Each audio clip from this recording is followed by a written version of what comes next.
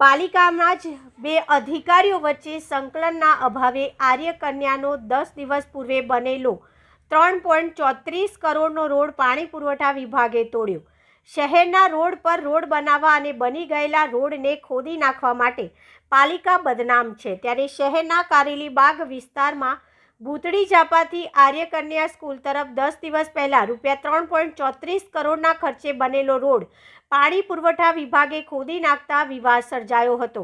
પાણી પુરવઠા અને રોડ પ્રોજેક્ટ વિભાગના સંકલનના અભાવે કરોડોના ખર્ચે બનેલા રોડને નુકસાન પહોંચ્યું છે। પાલિકાની રોડ પ્રોજેક્ટ શાખા દ્વારા કારેલીબાગ વિસ્તાર ભૂતળી ઝાપાથી આર્ય કન્યા સ્કૂલ તરફ ₹3.34 કરોડના ખર્ચે રોડ પ્રોજેક્ટ દ્વારા રોડ બનાવવામાં આવ્યો હતો। 10 દિવસ પહેલા જ આ રોડ ઉપર લિક્વિડ સીલકોટ કરવામાં આવ્યું હોવાનું જાણવા મળ્યું છે। ત્યારે બુધવારે બપોરે એકાએક રોડ ખોદી નાખવામાં આવતા આસપાસના સ્થાનિક લોકો દ્વારા તેનો વિરોધ કરવામાં આવ્યો હતો।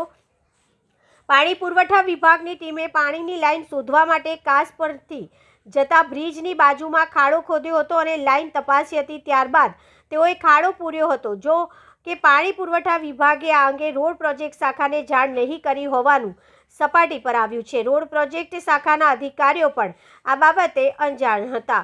રોડ તોડ્યાની જાણ થતાં જ તેઓએ પાણી પુરવઠા વિભાગને પત્ર લખી રિસ્ટોરેશન કરી આપવાનું કહ્યું। આમ પાલિકાના જ બે અધિકારીઓ વચ્ચે સંકલનના અભાવે ₹3.34 કરોડના ખર્ચે બનેલો નવો રોડ તોડી નખાતા આસપાસની સોસાયટીના લોકોમાં નારાજગી પ્રવૃત્તિ હતી। વડોદરામાં રોડ રસ્તા બને છે કરોડો રૂપિયાના, લગભગ 200 કરોડના કામ ચાલે છે ને આ રોડ રસ્તા બને તો કોઈ સંકલનનો કામગીરી થતી નથી, બિલકુલ અભાવ છે। રોડ પ્રોજેક્ટ રસ્તો બનાવવાનું ચાલુ કરે 6 મહિનાથી એની પર કામ ચાલી રહ્યું હોય ત્યારે સંકલનના ભાગરૂપે પાણી પુરવઠા ખાતાને, ગટર ખાતાને, ગેસ ખાતાને એ લોકો ઇન્ટિમેટ કરતા હોય છે કે તમારે જે ખોદવાનું હોય એ ખોદી નાખો, તો આ ખોદતા નથી।